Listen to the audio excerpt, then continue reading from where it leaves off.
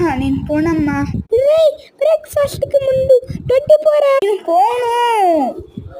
School dress వేసుకునే ముందు దొడ్డి పోరా. నేను పోనమ్మా. నేను కాక పోను. పోను. పాలు తాగే ముందు పోరా.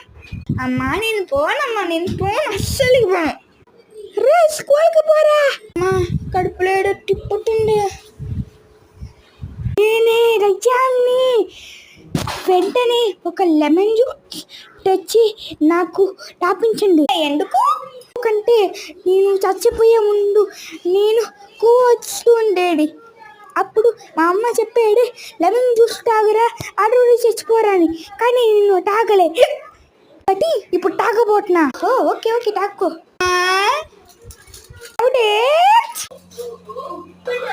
తాగరా తాగు.